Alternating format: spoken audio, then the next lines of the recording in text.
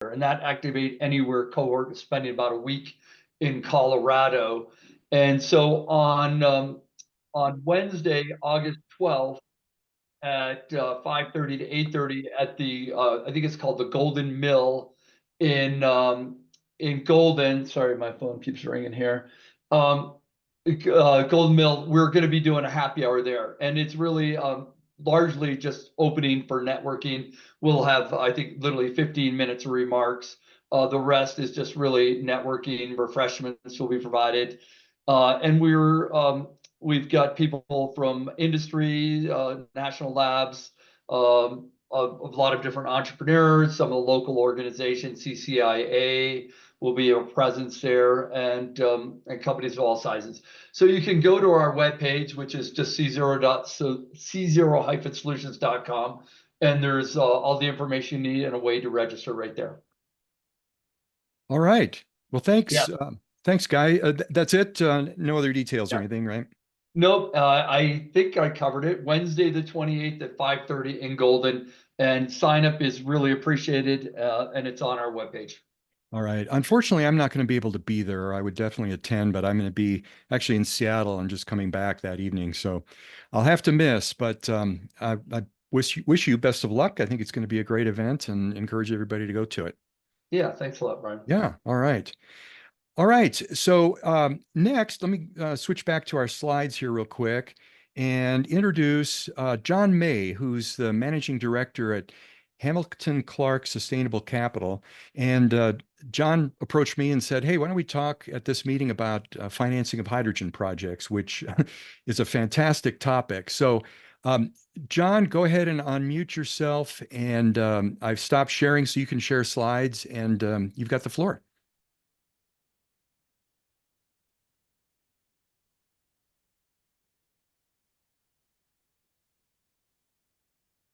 Can you hear me, Brian? Yeah, we can hear you and we see the slides.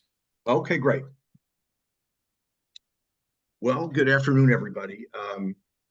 I'd like to thank Brian for giving me an opportunity to make a presentation today on financing hydrogen projects. By way of background, I'm a managing director at an investment bank called Hamilton Clark Sustainable Capital. We raise equity and project financing for early stage technology companies in sustainability and decarbonization. We have a long history of raising capital for sustainable fuels projects. I started my career financing biofuels, ethanol, biodiesel, renewable diesel, and sustainable aviation fuels.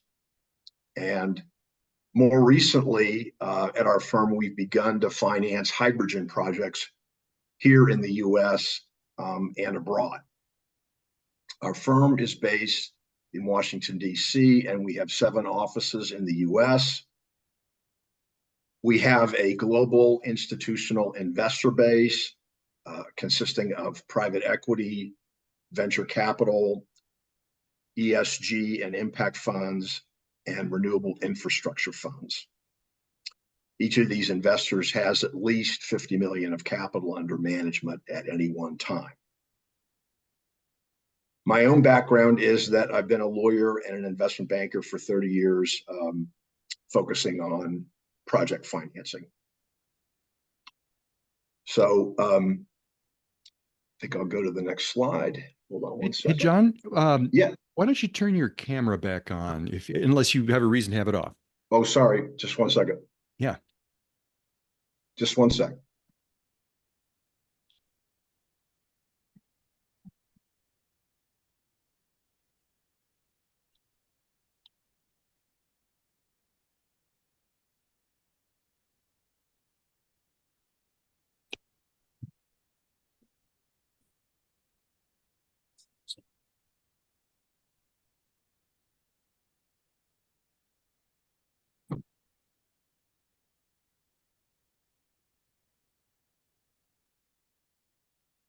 There we go. We got you, John. Thanks. Sorry about the technical difficulties. Yeah, no worries. And we got your slides back now. And if Okay. you want to hit presentation mode, but otherwise, oh, I see you got other stuff here. Never mind. Okay. So I'd like to begin today by giving an overview of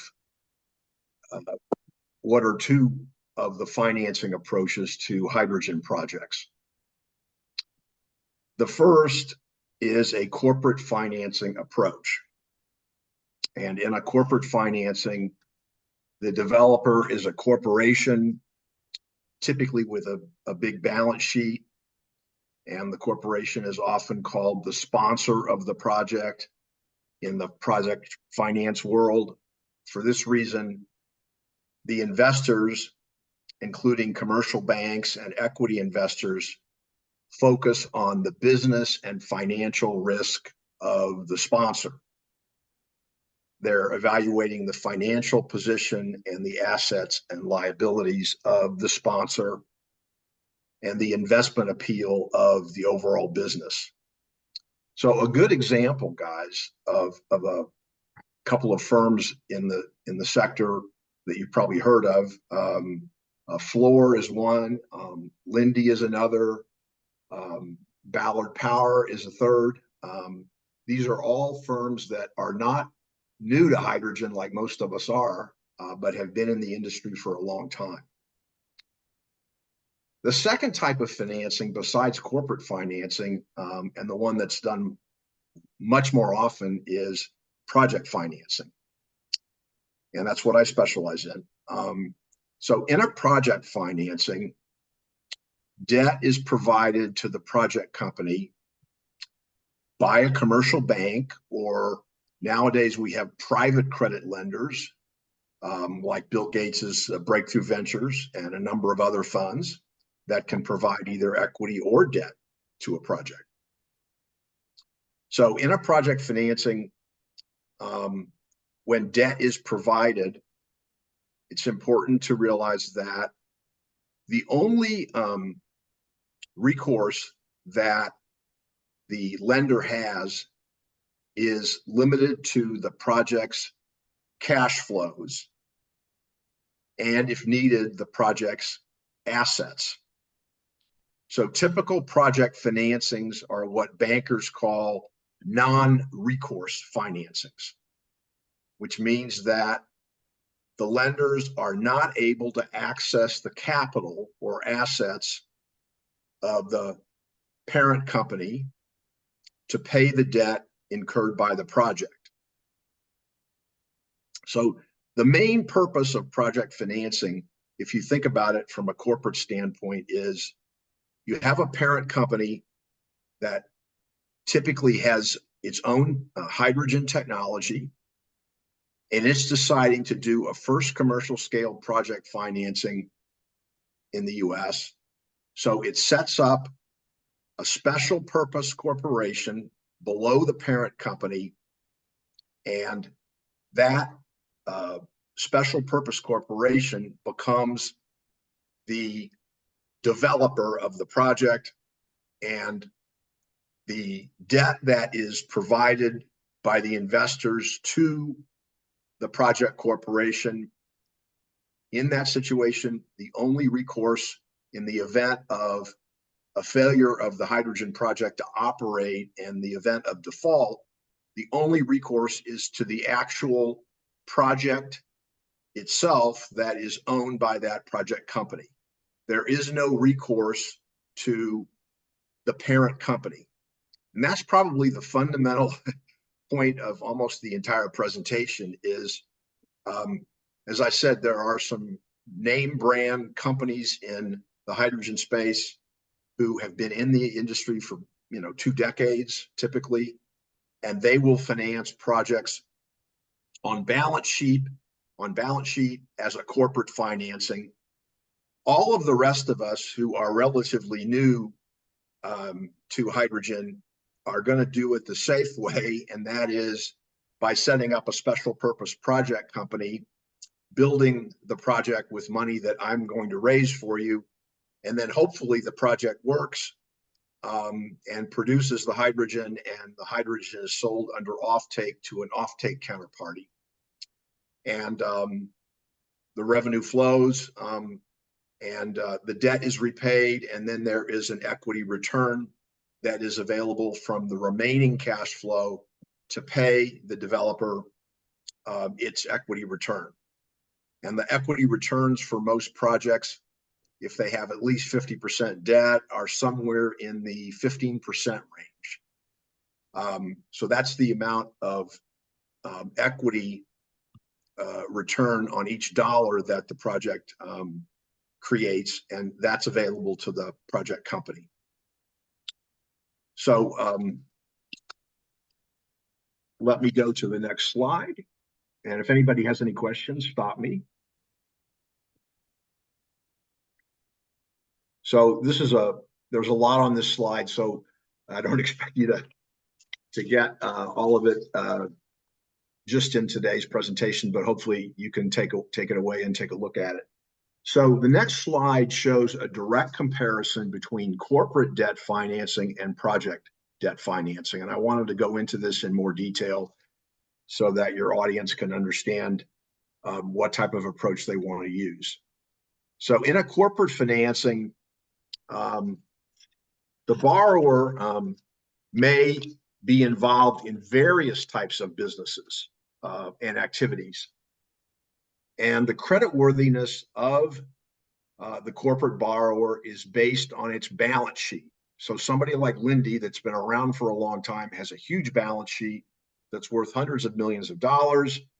And they're going to go out and raise capital for their next hydrogen project. And they're not going to have to pledge anything other than they're going to put their balance sheet up and say that if for some reason the project doesn't work, the money that is accumulated on the balance sheet for decades will be used to either fix the project or, in the last resort, to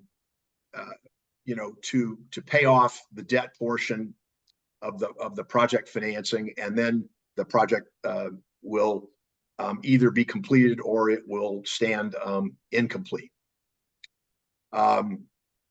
So let me go into a little bit more detail on corporate financing.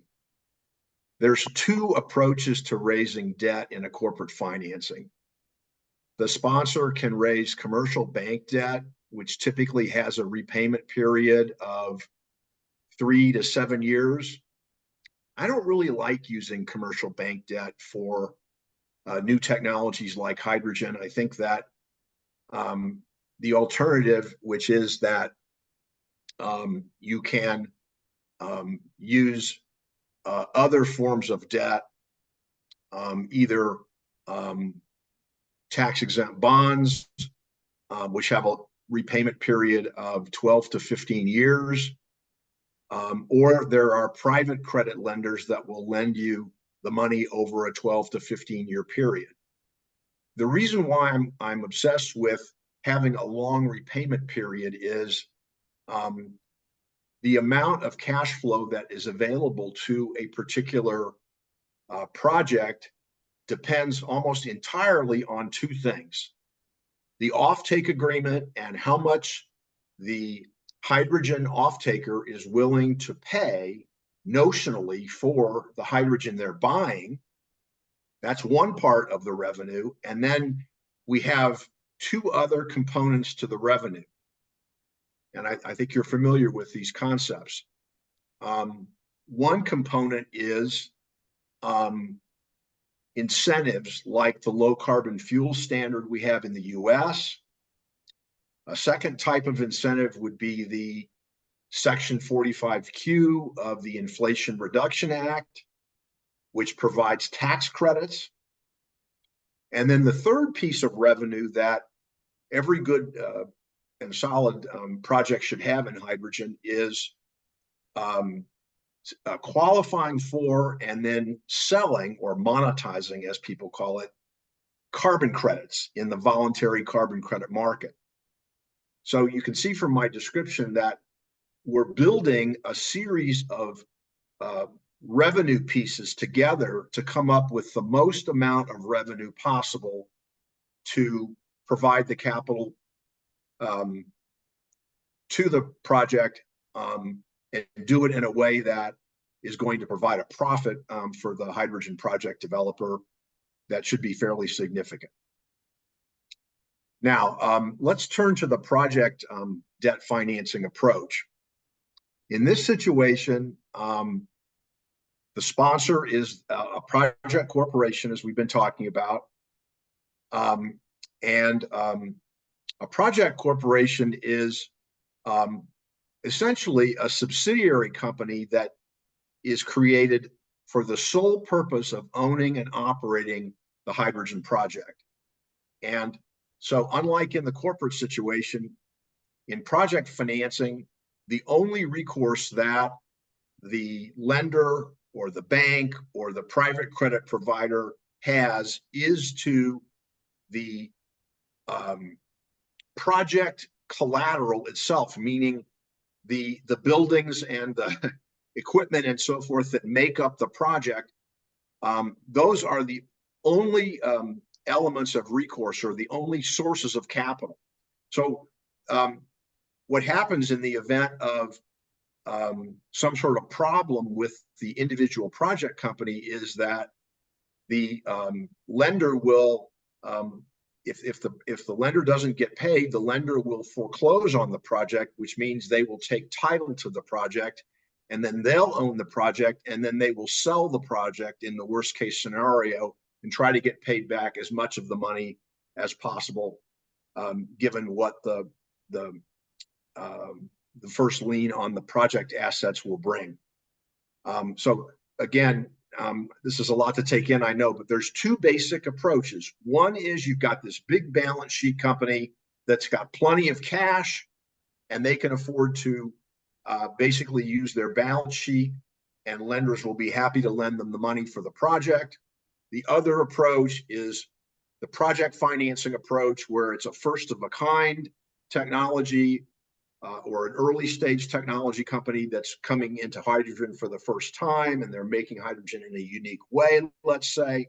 And if their project doesn't work out, the only recourse is to the actual project that has been built with the money that's been raised. There is no recourse to the developer or developers, meaning the individuals who are promoting the project. And that's a critically important thing, because if you're going to understand how to build projects in the new hydrogen environment we've got globally, you've got to decide, do I want to do it based on my corporate balance sheet, or do I want to do it on a non-recourse basis and simply give the developer, in the last resort, if I can't make the project work, I'm going to give the project to the developer, and they're going to take it over and try to get someone else other than the original developer to run it. So a couple of last points on the corporate and project financing. It's very easy, so I'm not going to pretend that it isn't. It's very easy for us as an investment bank to go out to a variety of types of institutional investors to raise the development equity and the project financing for hydrogen projects. Who do we get the money from? I mentioned briefly earlier, private equity firms, venture capital firms, infrastructure funds, ESG or environmental, social, and governance funds like the Bill Gates Breakthrough Ventures Fund. And then a host of strategic players. There's a number of oil and chemical companies that are investing in hydrogen, and they have giant balance sheets on their own. And so it's always great if you can find a variety of investors consisting of short-term money like private equity and venture capital, long-term repayment money, which is the infrastructure funds, and then basically customized kind of financing to sort of top it all off and put the cherry on top of the cake, if you're looking at somebody like the Gates Breakthrough Ventures. Hopefully that's helpful and makes sense. Let me go to the next slide. So hopefully this makes this whole thing a lot easier to understand, this diagram. So what you've got here is we've got the sponsor up in the upper left-hand corner. That's typically somebody like Ballard Power or one of the other, major names in the hydrogen sector. The middle of the slide shows you a project company where somebody like Lindy or Ballard or somebody has decided to set up a project company, and that project company is the borrower, and that project company is the owner of the hydrogen project. Then, I'm sorry for taking so long to get to this point, how does the project company make money? And there's 5 elements to this. It's not that complicated. To make hydrogen, you all know already that you have to have feedstock. You have to have some sort of either biomass or some sort of waste, or you might use green power to make the hydrogen project. So there's a variety of ways, different technologies that can be used to make hydrogen, and each one of them has an origin point, and there's a source of material that's being used. It's either power or it's something physical like a feedstock, and that's what is used to make hydrogen. I'm sticking with the bottom line here. I think you'll find this really interesting. There's really 3 types of hydrogen companies in real life.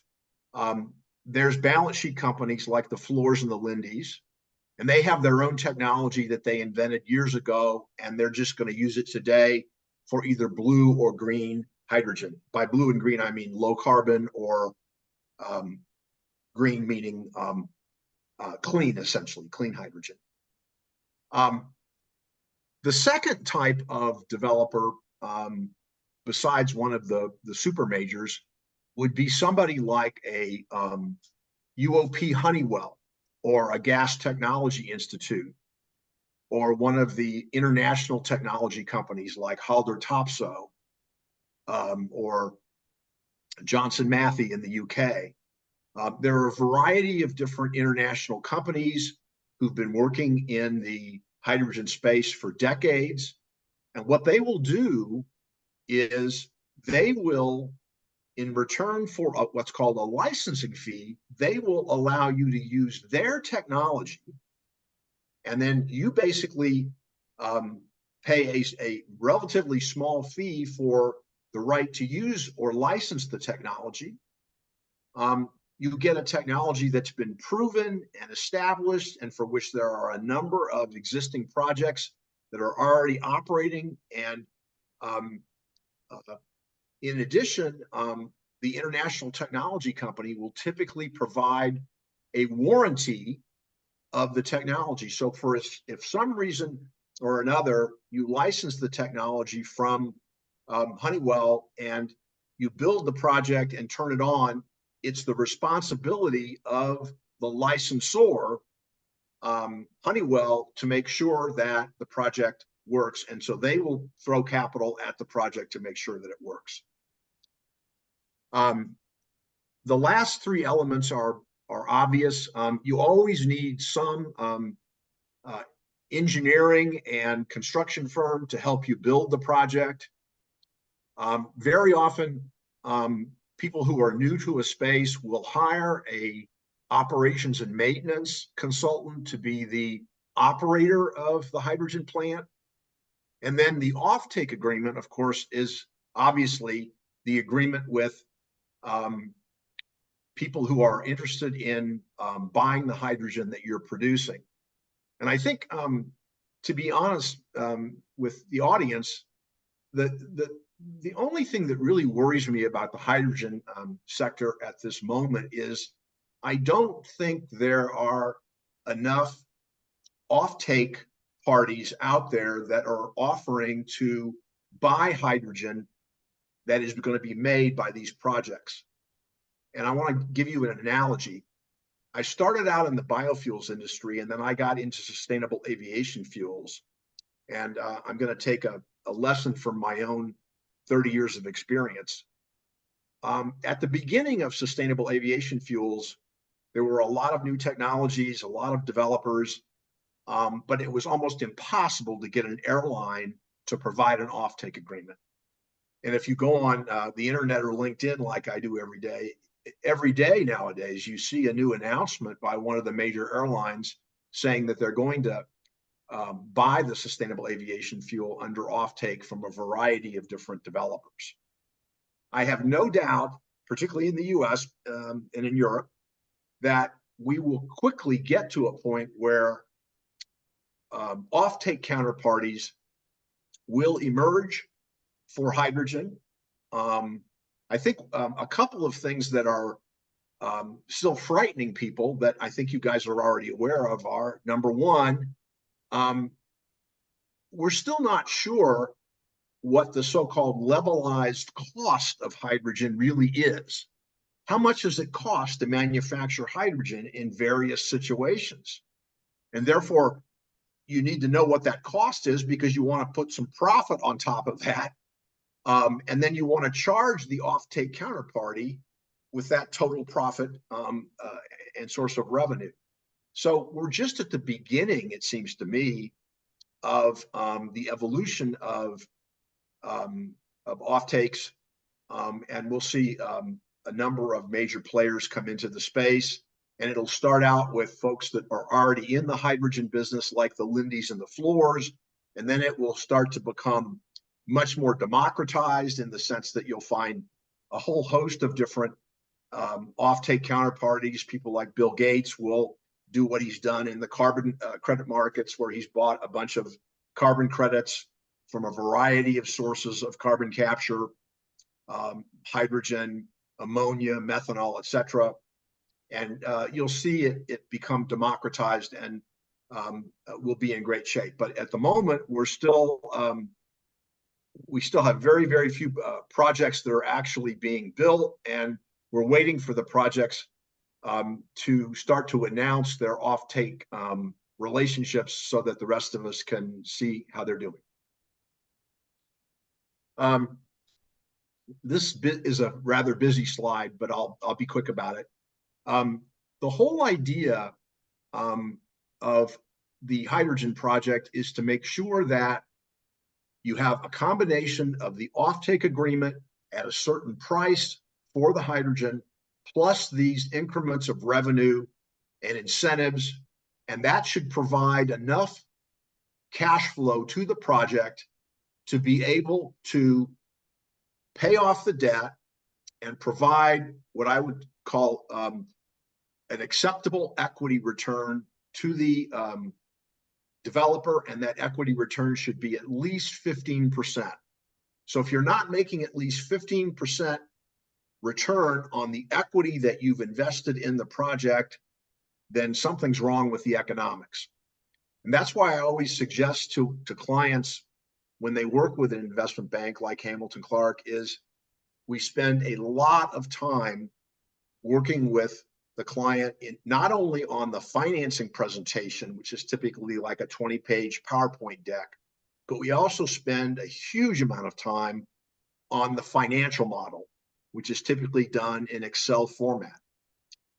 And so the presentation that we take out to the market, to the investors, has to tell a great story, and the financial model has to be a clear enough financial model that average people can understand how it's put together, what the inputs and outputs are, and it should establish with clarity that the economics of the project are sound and that there's going to be enough cash flow to pay the debt and also enough cash flow to provide this 15+% equity return.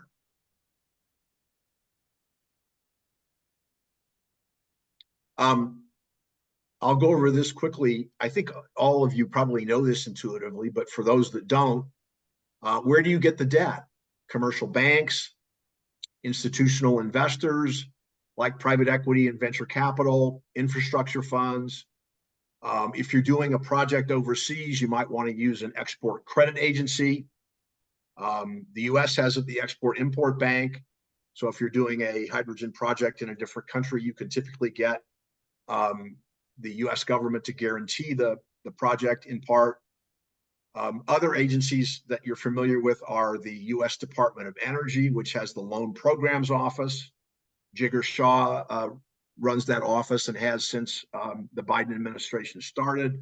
He's a great friend.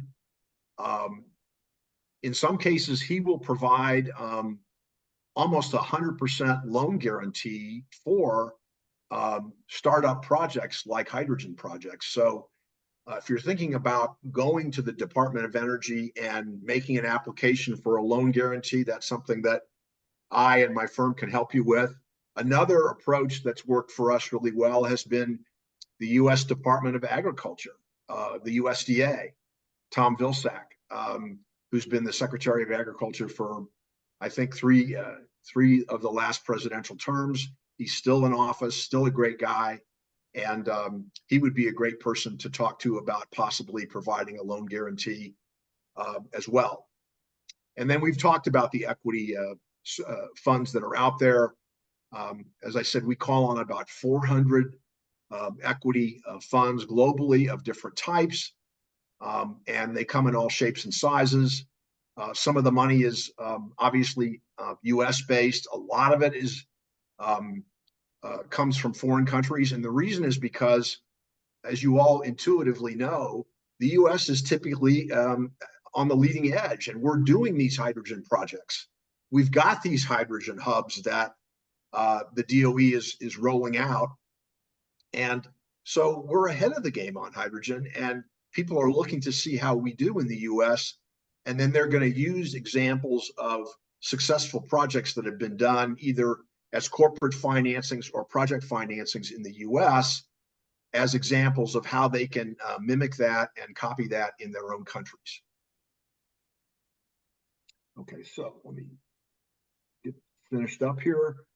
I've got some more detail in here about, for those of you that want to look at the presentation afterwards, I get into how do you apply for a credit rating. It's always good to get a credit rating if you can, because it makes your project more compelling, and it is going to get you a lower cost of capital. And people ask me all the time, is it worth paying the money for a rating from somebody like Standard & Poor's or Moody's?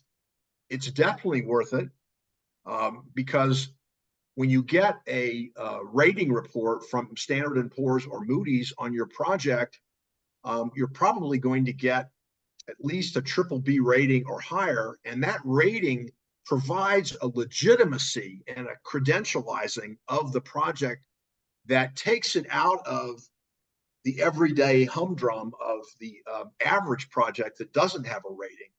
And so we spend a lot of time working with clients to try to figure out whether it's worth paying for the rating and getting that report issued by one of the rating agencies, or whether it's better to just go without a rating. Obviously, if you get a loan guarantee from the U.S. Department of Energy or from the USDA, your cost of capital goes to 2% on the debt portion of the project financing, and your returns are going to be astronomically high. That's why it's so competitive to try to get into DOE or USDA to get these loan guarantees. And then a couple last thoughts, and then I'm happy to take some questions. This is just for homework. How do you build a bankable project, and what are the different stages of project financing? And I won't bore us with that today. And I'm done. How's that? Excellent, John. Thank you. And you sent me, this is the package you sent me, John, right? Yes, sir. All right. So I will find a way, either working with you, John, or on my own, to put these into the slide package for this meeting. And I'll put that on the Colorado Hydrogen Network website so that people can go back. There's obviously a lot to review here, but let's open up to questions. Oh, Elliot Barton's got his hand up. Go ahead, Elliot. Yeah, thank you very much. Really not a really great presentation, and certainly something we all need in the financing aspects. As some of you know, we're developing our own project in Aurora right now, and we're in that phase, that place where we need to put together the full financial package. We have some capital that's being raised, but what you presented and what you're coming at would work well with what we're doing. So we'd love to connect with you and see if there's a fit. But obviously, the industry needs this desperately going forward. The long-term financing is the solution, as we know. The short-term return on investment is not very good, if at all, right now. And as we evolve, getting those prices of hydrogen down, getting the prices of trucks down, and all of that. And I think as it scales out in the next 3 to 5 years and beyond, it's going to start coming down. But getting in business is the biggest challenge. We've been working for some time putting this together, and we're really close. But all of us need a push over the top, and companies like yours, organizations like yours, could be a real good shot in the arm to help us get that done. Thank you very much. Can I respond to what you said, Elliot? Because I think it's a really good to talk about how we can collaborate. So I think that there's three different fundraising approaches that most of our clients need in a particular order. So, and I'll be very brief about this. If it's Aurora Hydrogen or Independence Hydrogen or Electric Hydrogen or Mode Hydrogen, there's so many hydrogen companies out there, which is fantastic. But they all need the same basic support. And the first thing they need is they need to go out and raise equity at the corporate level. What I used to call in the old days, walking around money. In other words, you need enough capital to hire all the people you need for your business and, hire an accountant, hire a lawyer, all these things that a new business needs to set up. And you need some working capital to do that. And so we typically do what's called a Series A, capital A, equity raise. That's typically the first raise we do for hydrogen developers, is a corporate level equity raise. Now you're going to ask me, what's the average amount of equity that most of these developers in hydrogen are asking for? Well, it's somewhere between 5 million and 20 million, I would say. And then the next thing you're going to ask is, well, how far along are they from using the so-called technical readiness level? Most of the hydrogen projects that you hear about, and I just rattled off 5 names that you can go and look up on LinkedIn, you're probably already aware of. Moat, Independence, Electric, all these different firms. We're spending almost all the time on hydrogen these days in just raising equity at the corporate level to give these startup companies runway capital to evolve their technology, to get the technical readiness level from 1, 2, 3, or 4, moving towards 7, 8, or 9, 10 being fully commercial. And so every one of these hydrogen technologies has got to go through a technical readiness pathway to the point where it's ready for that first commercial scale project financing. And there's no specific timetable for that, because there are different feedstocks for hydrogen. There are different ways to make hydrogen. Each one of these companies is its own little individual situation. And what we try to do is provide the kind of support where we can give them the capital they need to explore what they want to do. It's not like you have to have everything figured out from A to Z when you get started. I think right now in the market, there's a huge interest in the US and also in Europe, I would say, and to a lesser extent in Canada. But there's a huge interest in hydrogen. There's a huge interest in investors looking at hydrogen, early stage hydrogen technology companies. And I think there's a tremendous opportunity to go out and continue to raise capital in a very good market. I'm not going to talk about the election because I don't want to upset anybody, but either way, I think hydrogen is going to do well, regardless of who wins. And I think we're going to continue to be successful in raising these different rounds of capital as you move forward to your first commercial scale project financing. John, where are you based? Our headquarters is in Washington, D.C. Okay. We have 7 offices in the U.S. I'm based in St. Louis in the Midwest. We have a huge office in Houston, huge office in Washington, huge office in San Francisco, and some other smaller offices. So 7 offices in the U.S. John, may I ask a next question? Thank you very much for a good presentation. I'm in power industry, and power industry has perfected the project finance with the PPAs and all that. So I'm very familiar with that. But question for you is, do you see, are there any projects being financed? That means project is mature and the off-taker is a good balance sheet and they're willing to do that. If not today, when do you see we'll get to a level when, you know, the companies are able to project finance these projects in the US? Well, that's a terrific question. I'm going to give you a couple of answers. I'll give you the answer that I, when I participate in conferences, I hear the most often, and that is people tend to fixate on the Section 45Q tax credits, and because the guidance has not, the final guidance on the 45Q tax credit has not come out, a lot of people, you know, that I talk to every day are complaining, and they're saying, John, as if I can do something about it, they're saying, why don't we have guidance on this? You know, the Inflation Reduction Act has been around for a while now. It's not new. I really think once the guidance comes out and it's absolutely clear, what is the tax credit? How much is it worth? Who's going to buy it? What's the value? I think that's going to set off a number of projects, because I've got developers that I already represent that are simply waiting.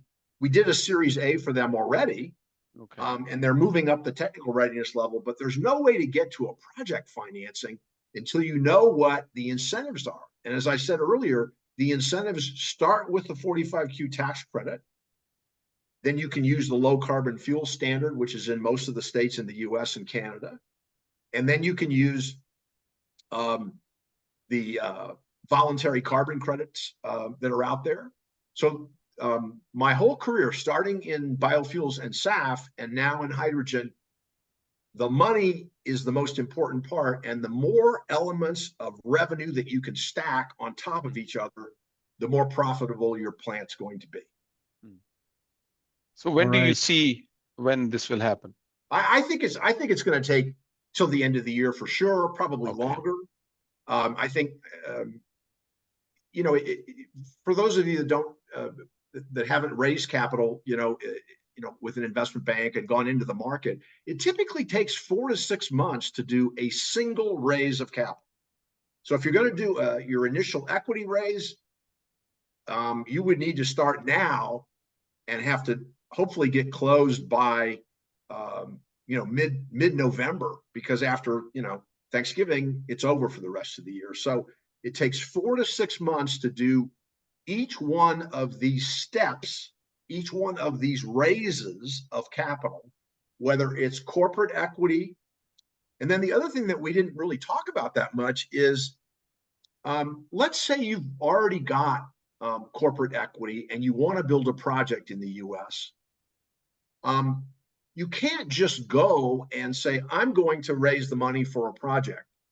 You have to have an engineering and design partner, somebody like a Kellogg Brown and Root or KBR, for example, or Gas Technology Institute or Honeywell, or any one of a dozen different international technology companies who provide a license for their hydrogen technology.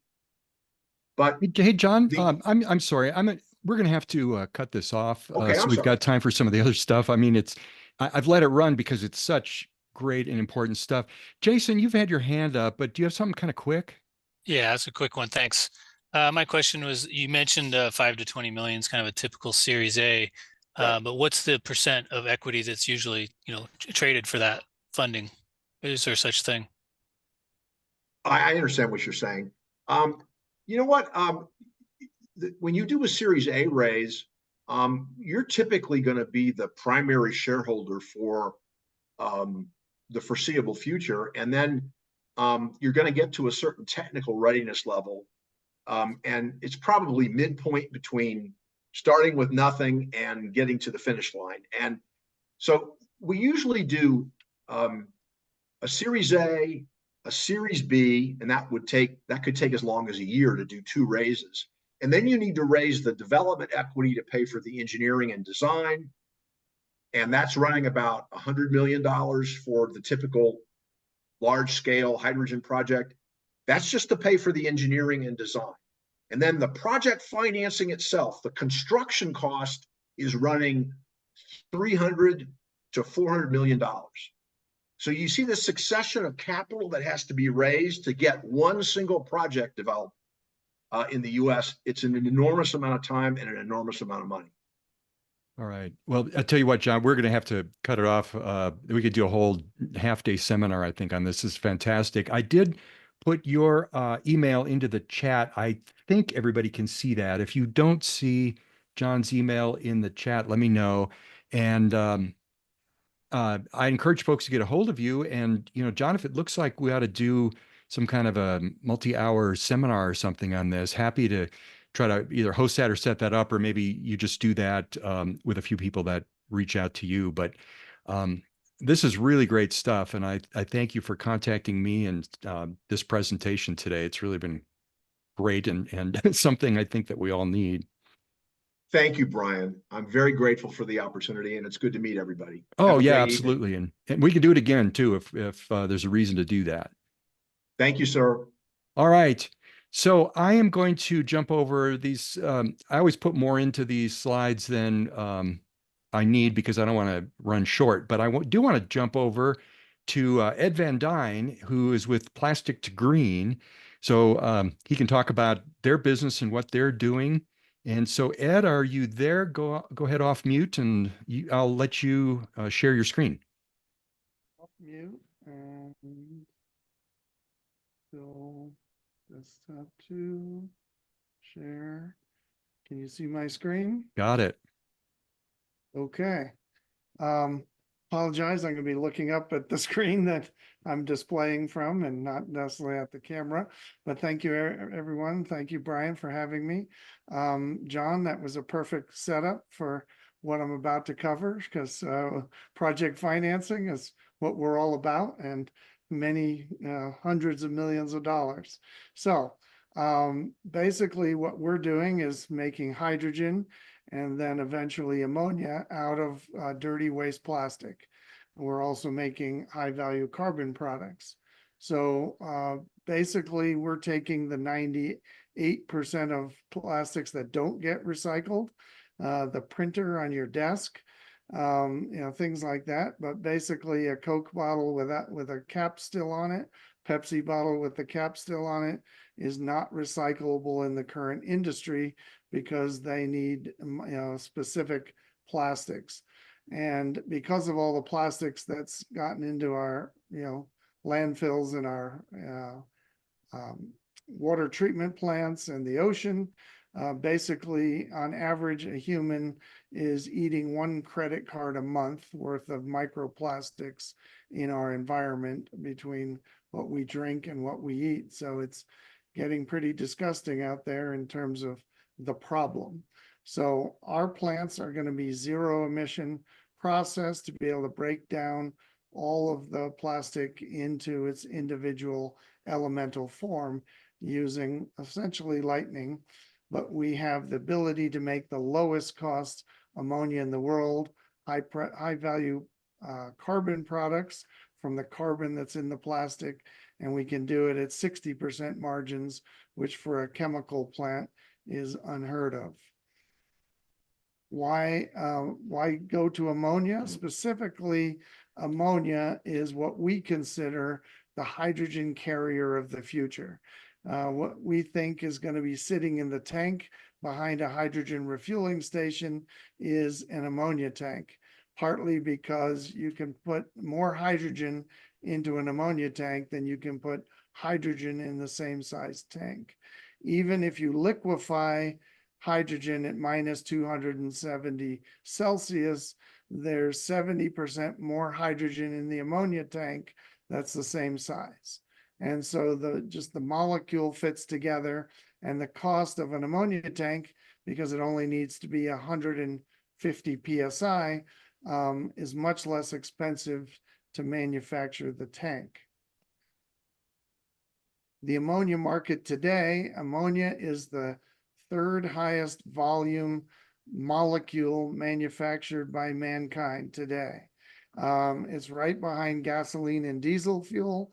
It's an $80 billion market today, on its way to 130 billion just as fertilizer. And without ammonia, we would only be able to feed about 3 billion people on the planet. And we have 8 billion people, and we're on our way to a lot more than that. So the key to zero carbon, at least zero carbon in the production of ammonia, it's basically green ammonia.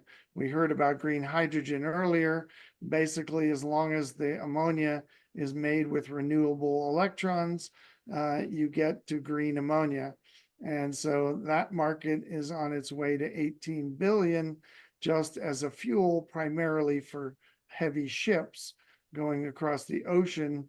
That's their future carbon-free fuel of choice. So it's a very rapidly growing market, and even Toyota is developing engines to run on ammonia. This engine is actually supposed to be released in a car in Japan by 2026. So it's coming pretty fast. Here's all the different ways of making ammonia. Steam methane reforming is how 95% of all ammonia in the world today is manufactured, from both steam or water plus methane, and the feedstock being where the hydrogen is coming from. Electrolysis makes green ammonia today, all from green electrons. But we are doing essentially methane pyrolysis with plastic instead of methane, or the gases that come from the plastic. And so we end up basically manufacturing 1 ton of ammonia for approximately 8.4 gigajoules of energy. The benefit is, compared to green ammonia, it takes 36 or 4 times more energy to split water and then make ammonia from that hydrogen from the water is 4 times more energy intensive, 4 times the solar field, whatever your renewable source of energy is coming from, it's a lot more energy. The other benefit is there's 19 gigajoules of hydrogen energy inside 1 ton of ammonia. And so we actually have a net energy positive process. No, we're not a perpetual motion machine. So with steam methane reforming being about $450 a ton on average, and this is all data in these 2 charts here and here, is all from the International Energy Agency. And if you look at the cost of making gray ammonia, it's approximately on average around the world about $450 a ton. Methane pyrolysis, because there's more methane involved, is about $475 a ton. Green ammonia made from electrolysis is about $900 a ton. So the whole reason for needing all those tax credits that John was talking about earlier is because green ammonia is much more expensive, typically twice as expensive as regular ammonia. In our case, we're doing the methane pyrolysis process minus any cost of methane. All of our hydrogen comes for free, and all that dirty waste plastic And so we will have the lowest cost ammonia process in the world. And as long as we're driving it with wind and solar, we will have green ammonia for $300 a ton. Our process just involves shredding waste plastic and putting it into a front end process that's already exists as a medical waste disposal process where you gasify the plastics and separate out the ash from the paper waste. And this is basically methane pyrolysis, but in our case, it's ethylene pyrolysis and propylene pyrolysis and all the different gases you get when you gasify plastic.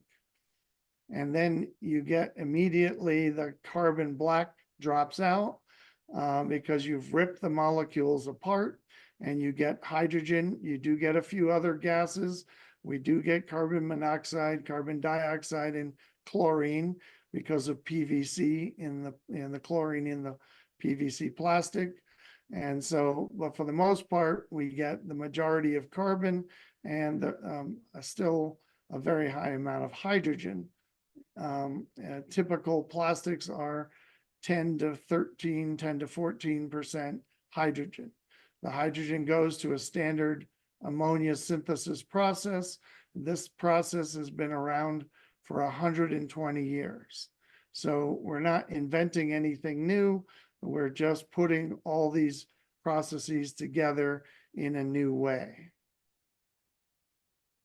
It's very profitable. Basically, a plant that takes in 600 tons of plastic a day can make almost $600 million a year in gross revenue from the plastic waste. Even if we take half the dumping fees, we're going to make emerald ammonia, which is worth twice this much in Europe. We're going to get the green hydrogen tax credit, and that's going to pay for almost all of our electricity costs. We're going to take all of our carbon monoxide and make carbon nanotubes in a machine that already exists with chemical vapor deposition, and end up making a lot of money on the carbon side.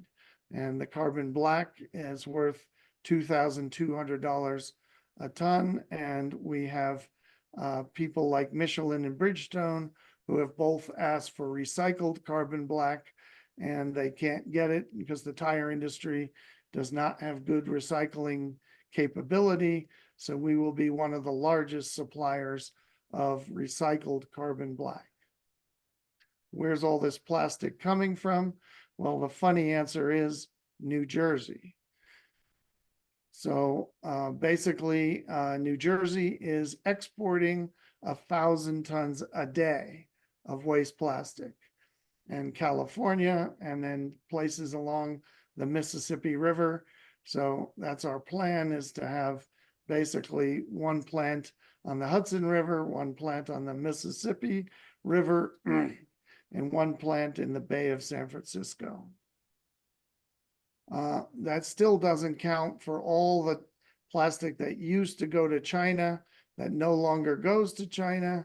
That's still now going to landfills. So there's way more than enough plastic that used to be going overseas that's no longer going anywhere.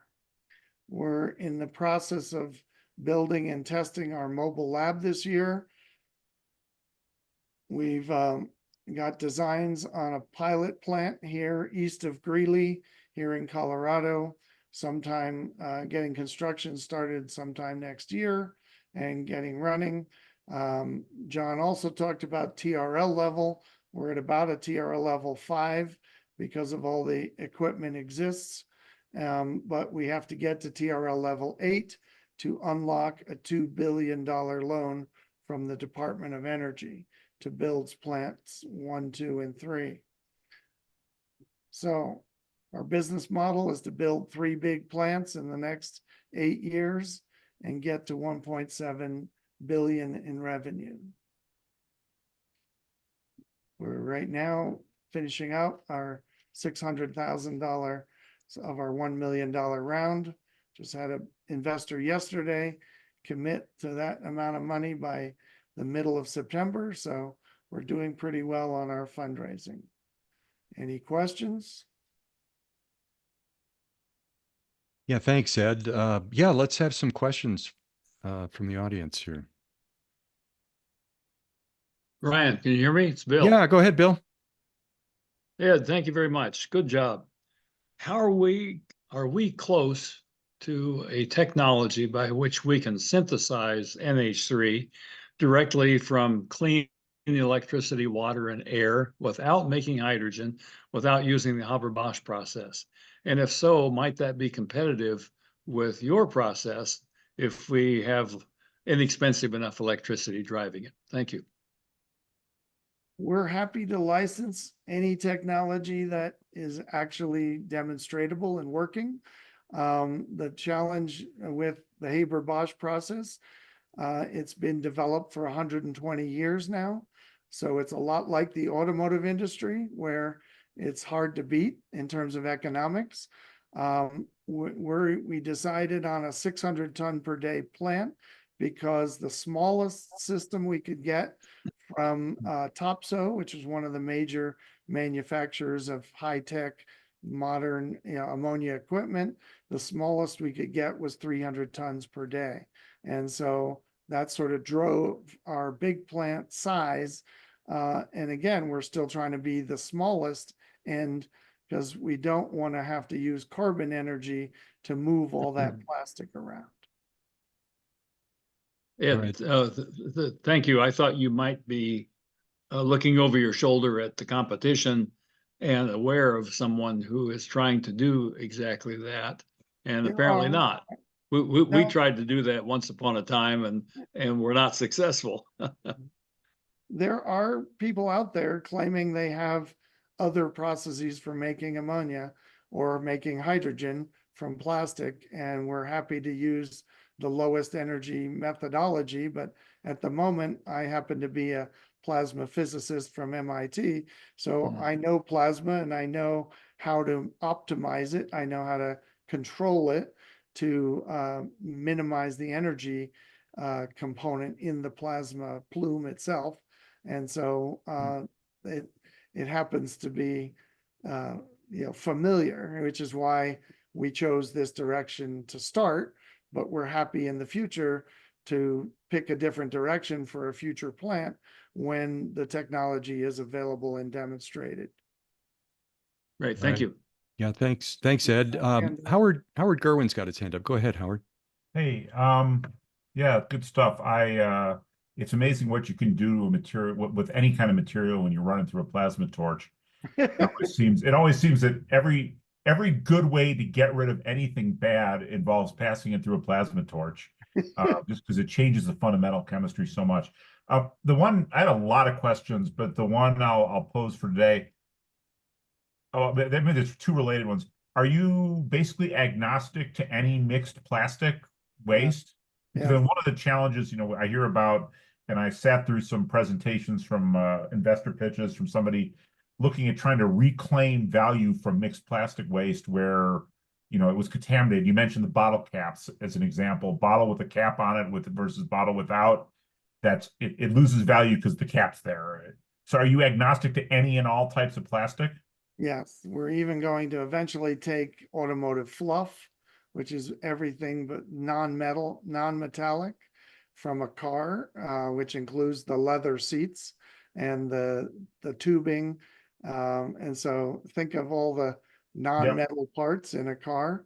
We're also talking to a urethane foam manufacturer because they have manufacturer responsibility for taking back their foam, which is buried in car seats and in mattresses.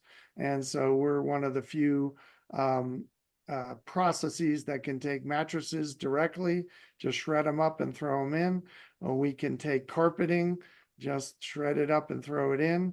And so there's some significant advantages to and reasons why it doesn't matter what ExxonMobil does with recycling and try and take back all the plastics that they can throw back into the cracking tower.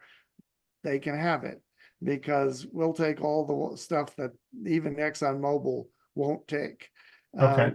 We'll take contaminated things, we'll take PFAS chemicals, which are the forever chemicals Mm. that are a problem at water treatment plants because they've got fluorinated hydrocarbons. And the fluorinated hydrocarbons are the ones that last 3,000 years in the environment. So my question, you just changed my last question, but you mentioned this 600 ton per day is sort of the minimum viable size based on the existing world. Can you equate that to a city size?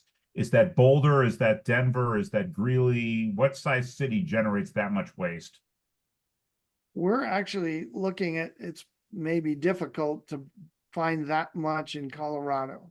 So we're building a pilot plant that was going to start out at 5 ton and probably move toward 50 ton, maybe as much as 100 ton here in Colorado.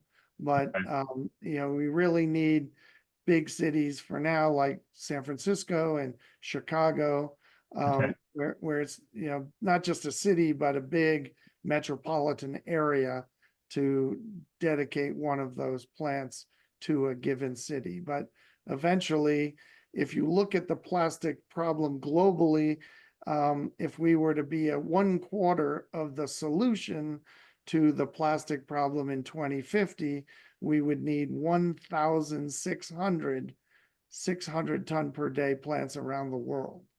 So the problem is huge, and it really depends on whether the Exxon Mobils of the world are really going to basically take back what they claim they're going to take back in terms of waste plastic that they can put back in the cracking towers.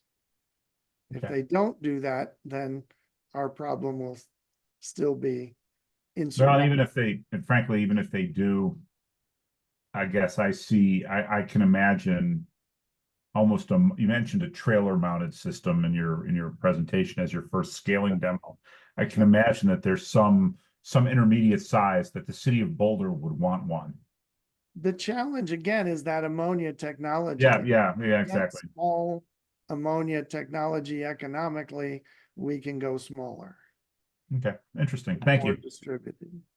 Thank you very much. Well, Ed, I have a question. It seems like transporting plastic waste wouldn't be that expensive to do. Have you looked at, whether, say, you had a centralized plant and it was servicing, Denver and Chicago or something because it was central to those? How do those economics look? The problem is it actually is somewhat lightweight.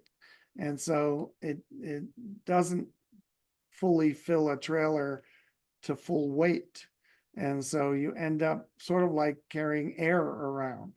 And so that's the challenge with, already separated plastic from a material recovery facility. That material recovery facility bails up or puts in the dumpster everything that they can't market to other recycling companies. And so that's why we don't want to have super long distances, Okay. or we want to be able to barge it places where it's a lot less expensive to bring things places by barge than by truck. Okay. All right. Ed, excellent presentation. Thank you for this. Do we have any other questions? We still have a little bit of time. I'm just cutting short some of the other stuff I was going to do.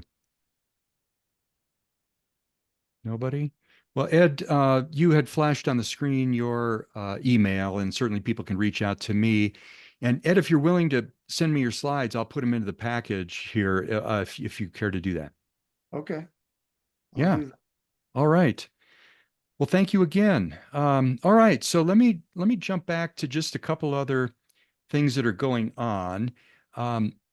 Last week, I managed through the connection that I had with some folks that have a podcast up in Boulder to get onto what's called the TFL Car Chat podcast. And TFL Studios, it stands for the Fast Lane. You can see that there in the upper right. These guys are kind of a powerhouse in the podcasting business. They've got about 3 million listeners with the Car Chat and Talking Trucks and motorcycles and other things. And like I say, they're up in Boulder. And so they had reached out to me, I think it was back in 2021 or maybe even 2020, looking for a source of hydrogen, which we didn't have at the time. But now that we're starting to get things online, Elliot Barton has got his system, should be coming up in a year or so, and New Day Hydrogen and CSU have their $9 million contract with the Federal Highway Administration to put some fuel stations in. So I reached back out to, you can see in the picture there, that's Roman Micah, and said, hey, could I come back on the podcast and kind of talk about this? So we did that. It was about an hour long. If you just Google TFL, not Google, I'm sorry, go to your podcast app and look for TFL Car Chat. You can listen to that, or I'm putting up that recording on the latest Hydrogen Nowcast, which will come out this Friday. But this is kind of exciting because these guys have connections with all of the car and truck manufacturers. They typically can make requests. The car manufacturers respect them enough to where they'll send things out. And so they'll be able to start doing some testing. They typically don't focus on Class 8s. They're more the consumer light to maybe even medium duty things. Elliot, you got your hand up. Go ahead. Are you on mute? Elliot, we're not hearing you. Sorry about there you that. go. There you go. Yeah, sorry about that. I was just going to say that, barring anything weird happening, we should have our station operational hopefully by the end of the first quarter next year. Okay. Okay. We're Excellent. lining up customers right now and getting the financing in place. That's why the timing of the financing discussion is so awesome. So you always seem to do that, Brian. You seem to pull it right at the right time. So well, good. And some of you are familiar with Electric Green and Jane and Chris Allo.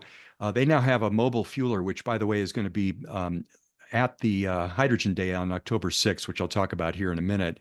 But I think Roman's looking at going up to Lyons to their site and looking at their fueler, and who knows, maybe they can work something out, because that would provide just enough fuel for them to test a few vehicles now and then. But kind of an exciting development, and also kind of exciting, we've got this right here in Colorado.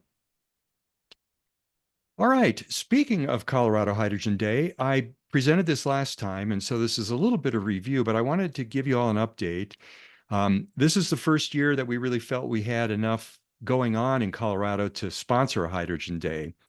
So it's going to be Sunday, October 6th from 10 to 5, and it's going to be at the CSU Spur campus, which is down where the National Western Stock Show site is, just there near I-70 and not quite to I-25, but roughly there.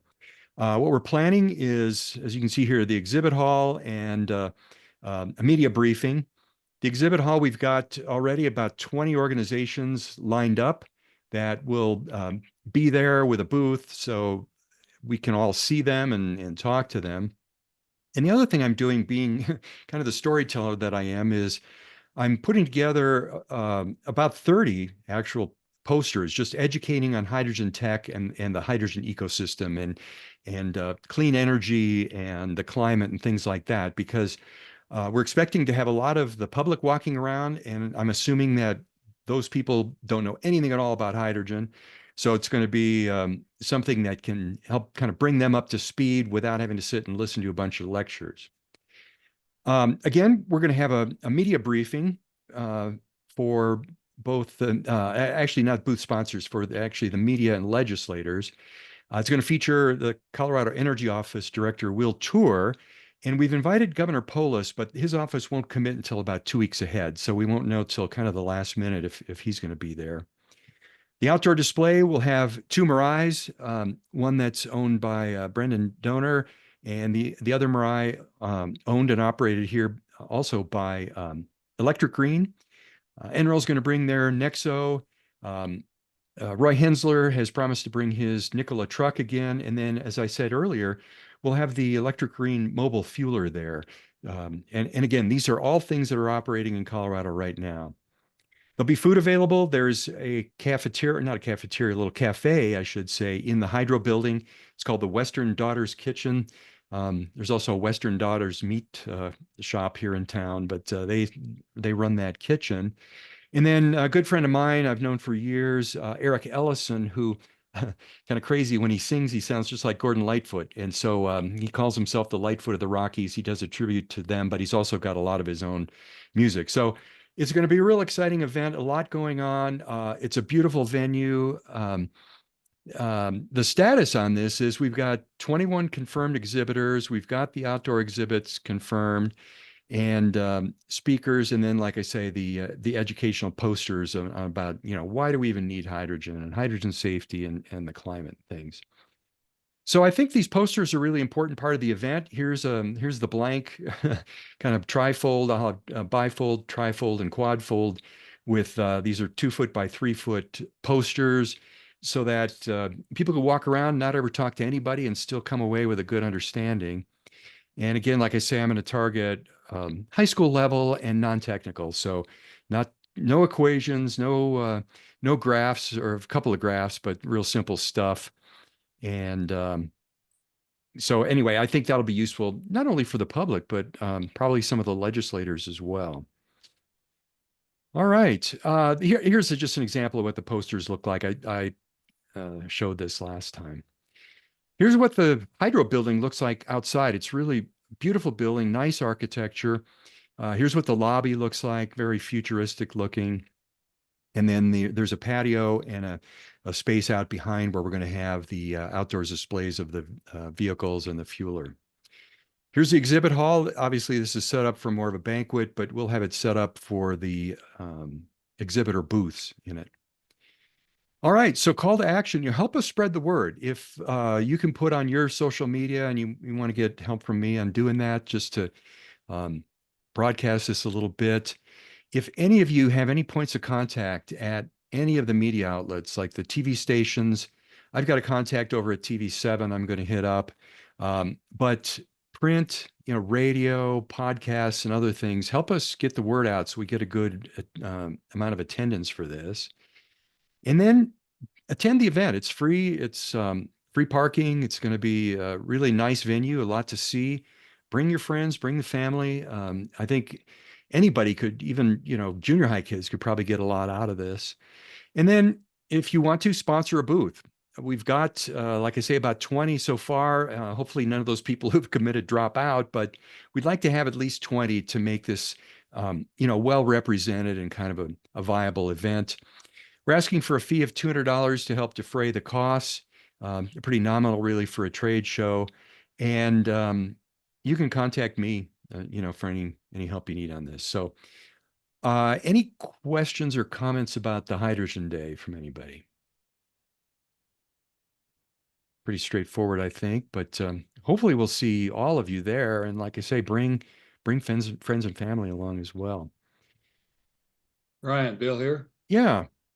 I repeat my offer to send you a bunch of posters in case you're short.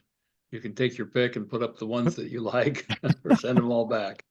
Well, Bill, yours tend to be quite erudite, and like I said, I'm trying to keep this really simple because those of us who are used to dealing with equations and graphs sometimes forget that that doesn't always necessarily make a lot of sense to other folks. But Bill, if you've got something in mind, send me just a digital version of it, and okay, maybe I can.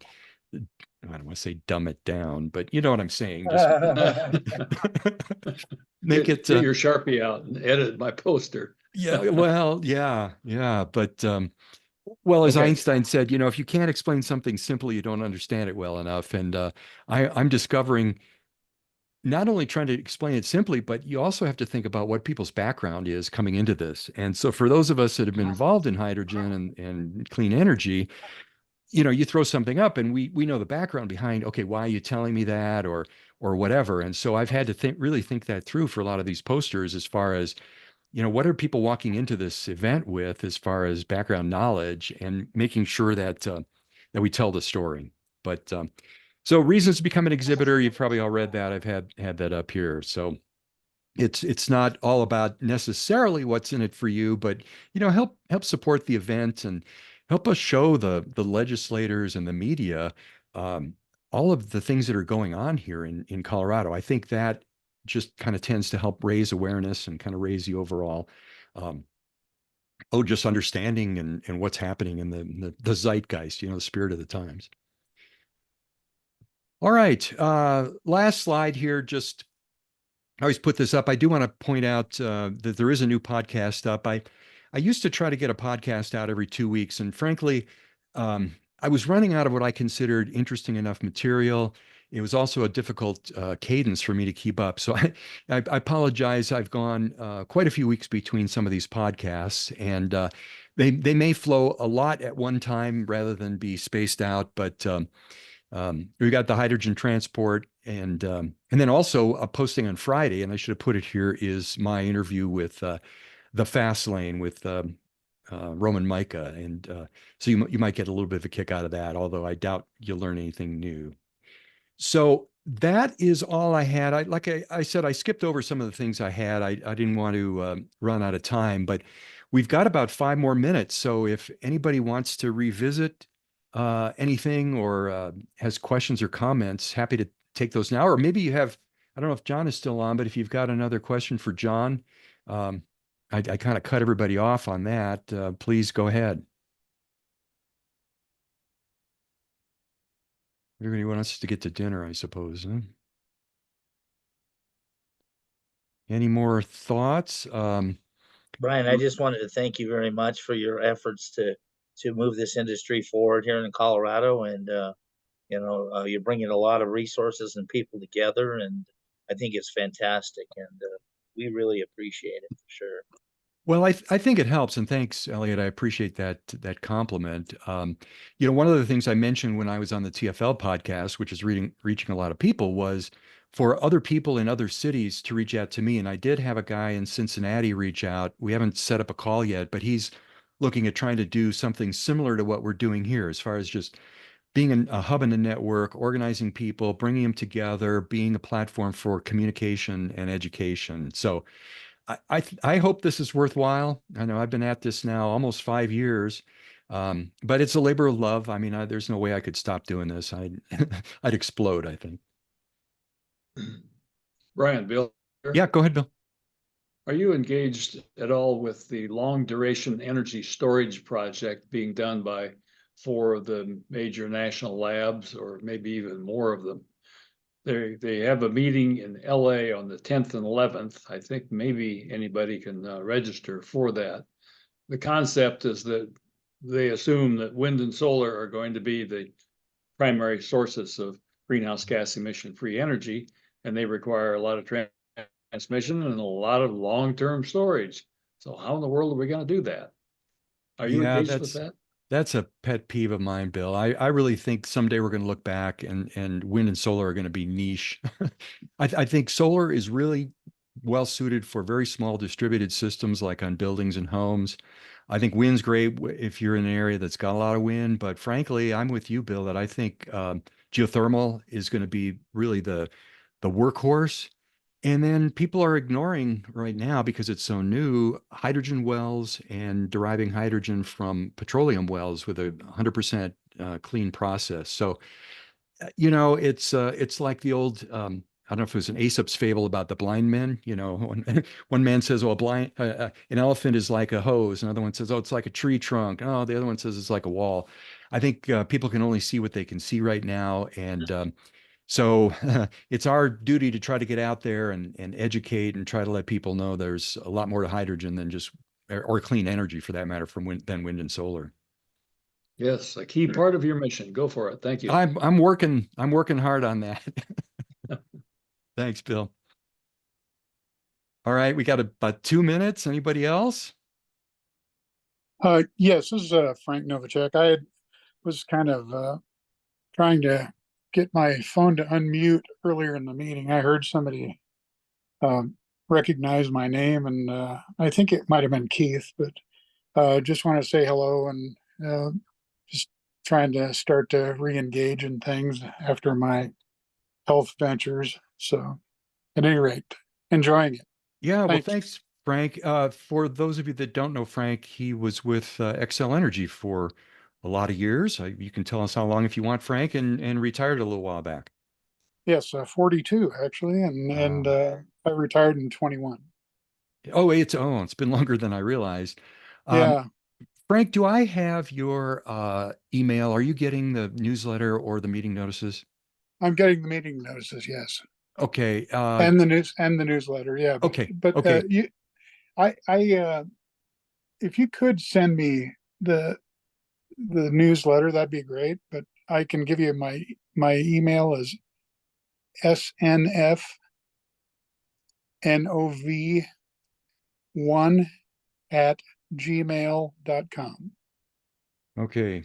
S is in Sam, N is in Nancy, F is in Frank. Right. And then NOV1 at gmail.com. gmail.com. Yes. Okay. All right. Well, I'm glad to see that you're still interested in hydrogen. I know you were at Excel and really helpful while you were there. So good. Keep tabs. Yeah. If nothing else, it's just, maybe marveling and watching what's going on and what's happening and how things are developing here. Absolutely. Yeah. No, there's some really neat stuff going on, and I'm monitoring it to the extent that I can. I don't have as many access points, not being associated with Excel anymore. So, Yeah, no, I understand. Yeah, always still very interested. I think this is the way to go. So, Oh, yeah, thank you. Appreciate that. thank you. I just happened to notice John Cornish came off mute. John, did you want to say something, or am I putting you on the spot? No, thanks, Brian. I wanted to say hi to Frank and welcome back. And I wanted to let everybody know that I did actually speak to John during the call about the financing options and wanted to share that he is a committed Christian. And I think I know to Elliot and to others that makes a big difference. And we're going to be talking with him. We've been on an equity search for 3 years or so. And his fee structure is daunting, which I thought it would be, but there's always a way, and just wanted to share that with everybody and wish you all the best. All right, thanks, John, and thank you for being such a staunch supporter. I know you were at our charter meeting back in 2019, and been hanging in there this whole time. And I think things are going to really start taking off here. I think that's pretty obvious at this point. I've been thinking that for 23 years, and if you were to ask Sir William Grove in 1849, he would have said the same thing. Oh, yeah, but the past doesn't equal the future, and Yeah. there's a lot of differences now. There really are. Yeah, So absolutely. we're going to make a go of this, and it's gathering momentum. So, all right. Well, we ran over time, which is kind of against my religion here, but appreciate everybody's support. We were up to I think 35, 36 people at one point, which is a pretty significant number of supporters for a call like this. So thank you, everybody. Put October 6th on your calendar. It's going to be a great, excuse me, a great event. Hope to see you there. For having me, Brian. Oh, absolutely, Ed. And thank you. And send me your slides and I'll put them in the package. Okay. All right. Thank you, everybody. Thanks for doing this, Brian. Oh, absolutely. Like I say, it's a labor of love. Thanks, Brian. Hi, back to you, John.